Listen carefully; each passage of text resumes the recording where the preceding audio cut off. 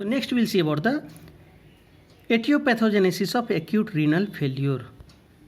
तो acute renal failure को तीन पार्ट में बांटा गया है। सबसे पहले pre renal cause, intra renal cause और पोस्ट रीनल कॉज। तो प्री रीनल कॉज है the causative factor which remain before the renal. Before the renal मतलब किडनी से पहले। तो किडनी से पहले और क्या कॉजेटिव फैक्टर हो सकता है? तो किडनी से पहले हो सकता है ब्लड फ्लो, जो कि ब्लड किडनी में आता है ना। तो अगर ब्लड फ्लो कम हो जाए, रीनल इसीमिया हो जाए, है ना, इनएडिक्वेट कार्डियक आउटपुट हो जाए, अगर हार्ट से ब्लड का आउटपुट कम हो रहा है जिसके चलते किडनी में ब्लड कम सप्लाई हो रहा है, तो फिल्ट्रेशन भी कम होगा।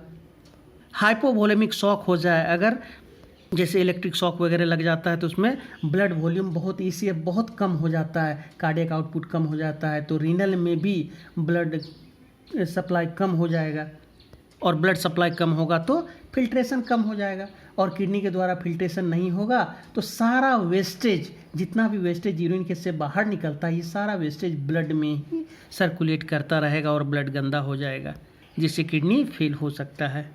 या फिर वास्कुलर डिजीज़ हो सकता है, ब्लड वेसल्स में कोई डिजीज़ हो जाए जिसके चलते किडनी तक ब्लड नहीं पहुंच रहा है, तो उसके चलते भी रीनल फेल्यूर हो सकता है। दूसरा है intra renal cause. Intra renal मतलब किडनी के अंदर क्या प्रॉब्लम हो सकता है जिससे रीनल फेल्यूर हो सकता है। तो किडनी के अंदर ब्लड वेसल्स में प्रॉब्लम हो सकता है, vascular disease of the arteries और आर्ट्रियोल्स में कोई डिजीज़ हो जाए, तो डिजीज ऑफ द ग्लोमेरुले जो आप बोमेंस कैप्सूल में आपने देखा, उसमें कोई डिसऑर्डर हो जाए, उसमें वो डिसफंक्शन हो जाए तो भी फिल्ट्रेशन नहीं होगा। Acute tubular necrosis due to the ischemia, उसके बाद नेफ्रोटॉक्सिन्स, बहुत ज़्यादा टॉक्सिन्स वगैरह नेफ्रॉन में नेफ्रोटॉक्सिन्स हो जाए, या acute tubulo interstitial nephritis and pyelonephritis, है ना। पाइलोनेफ्राइटिस मतलब pus formation in the nephron, मतलब डीजनरेशन हो जाना। तो ये सब अगर कोई भी कॉजेटिव फैक्टर होता है रीनल के अंदर, किडनी के अंदर, that is called intra renal cause. It may also affect the renal function. और नेक्स्ट तीसरा आता है पोस्ट रीनल कॉज, मतलब कि किडनी के बाद, अगर किडनी तक ब्लड सप्लाई सही हो रहा है, किडनी भी का फंक्शन भी ठीक है, तो उसके बाद कहाँ डिसऑर्डर हो सकता है जिसके चलते रीनल फेल्यूर होगा। तो इसके बाद आता है obstruction to the flow of urine anywhere along the renal tract distal to the opening of collecting duct। मतलब किडनी तक ठीक है, किडनी में यूरिन का फॉर्मेशन हो रहा है लेकिन वहाँ से बाहर नहीं निकल रहा है। इसका बहुत सारा पॉजिटिव फैक्टर होता है, या तो ये mass with in the lumen, है ना, यूरेटर के अंदर ल्यूमेन में कोई मास अगर बन जाए, कोई ट्यूमर हो जाए, स्ट्रिक्चर हो जाए, एक्सटर्नल कंप्रेशन यूरेटर में, ब्लाडर में, यूरेथ्रा में कहीं भी अगर कंप्रेशन हो जाए, उसके चलते अगर यूरिन का आउटफ्लो बंद हो सकता है, कम हो सकता है। Next will see about the clinical features of acute renal failure. अगर एक्यूट रीनल फेल्यूर होता है तो क्या क्या सिम्टम्स अपेयर होगा, क्या क्या साइन एंड सिम्टम्स अपेयर होगा। तो clinical symptom depends upon the type of disorders और in the different parts involve in the renal. It may be either pre renal, intra renal और पोस्ट रीनल। तो sign and symptoms भी अलग अलग होगा। तो कॉमन सिम्टम्स हम लोग देखते हैं। सबसे पहले सिंड्रोम ऑफ एक्यूट नेफ्राइटिस। तो सिंड्रोम मतलब बहुत सारा सिम्टम मिल करके उसको सिंड्रोम बोलते हैं। Syndrome of acute nephritis, itis लगा हुआ मतलब इन्फ्लामेशन, मतलब कि नेफ्रॉन में अगर इन्फ्लामेशन हो जाए, किडनी में इन्फ्लामेशन हो जाए, तो उसमें बहुत सारा साइन एंड सिम्टम्स प्रोड्यूस होता है। तो क्या क्या हो सकता है? सबसे पहला, increase in the glomerular permeability and decrease in the glomerular filtration rate. Glomerular filtration rate rapidly में डिक्रीज। तो अगर ग्लोमेरुलस डैमेज होगा तो ग्लोमेरुलस डैमेज होने के बाद इसमें से, है ना, बहुत सारा ब्लड भी यूरिन के साथ बाहर आ जाएगा।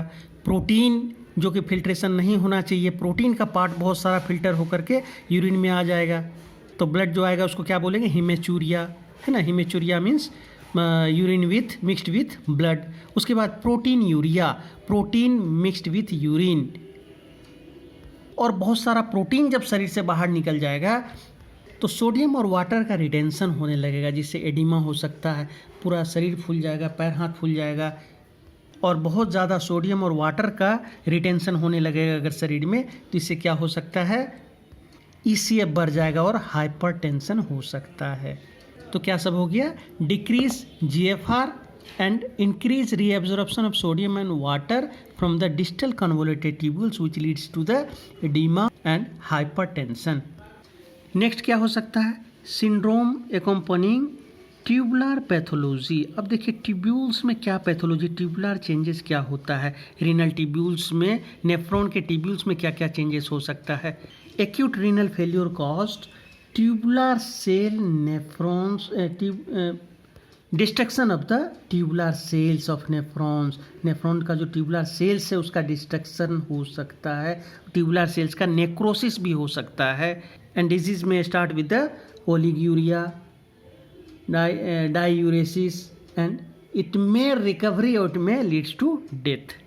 तो सबसे पहला क्या हो सकता है, ओलिग्यूरिया हो सकता है। तो ओलिग्यूरिया कब बोलेंगे, जब specific gravity of urine is low and output of urine decreases less than 400 ml per day. It may last for 7 to 10 days. It is called oliguria phase. समझ गए, तो ओलिग्यूरिया मतलब अगर 400 ml यूरिन पर डे अगर हो रहा है या इससे कम यूरिन आउटपुट हो रहा है, 400 ml से कम यूरिन आउटपुट हो रहा है, कितना दिन तक, 7 से 10 दिन तक लगातार, तो इसको बोलेंगे oliguria phase. And oliguria phase में भी continue with the diuretic phase. इस फेज में क्या होता है, इन्फेक्शन जब धीरे धीरे कम होने लगता है, ख़त्म होने लगता है, तो हीलिंग ऑफ द ट्यूब्यूल्स, धीरे धीरे ये हील होने लगता है, ठीक होने लगता है। और लास्ट में होता है फेज ऑफ रिकवरी, और लास्ट में क्या होता है, हीलिंग कंप्लीट होने के बाद ये एपिथेलियल सेल्स जो है फिर से हील हो जाता है और ये रिकवरी हो जाता है। कभी कभी ये रिकवरी नहीं हुआ तो एक्यूट कंडीशन में, अगर बहुत सीवियर कंडीशन हो जाता है तो ये डेथ भी हो सकता है। नेक्स्ट तीसरा आता है प्री रीनल सिंड्रोम। अब देखिए प्री रीनल सिंड्रोम क्या है, इसमें मेनली क्या होता है, here neither the glomerulus nor the tubules are damaged but caused by the renal obstruction, hypovolemia and hypotension, cardiac disorders, है ना, ये सब हो सकता है। हाइपोवोलेमिया, हाइपोटेंशन वगैरह होगा तो क्या होगा, ओलिग्यूरिया, यूरिन का फॉर्मेशन कम हो जाएगा। एजोटेमिया, अब देखिए एजोटेमिया क्या होता है, एजो इंक्रीज्ड बन, BUN, इंक्रीज्ड बन, बन किसको बोलते हैं, BUN, B से हुआ ब्लड, U से यूरिया, N से नाइट्रोजन, ब्लड यूरिया नाइट्रोजन का कंसंट्रेशन इंक्रीज हो जाएगा। उसके बाद क्रिएटिनिन एंड यूरिया ये भी इंक्रीज हो जाता है। उसके बाद फ्लूइड रिटेंशन एंड एडिमा में occur in the pre renal syndrome. तो ये सब आपने देखा एक्यूट रीनल फेल्योर में इतना कंडीशन हो सकता है। नेक्स्ट हम लोग देखेंगे क्रोनिक रीनल फेल्योर के बारे में।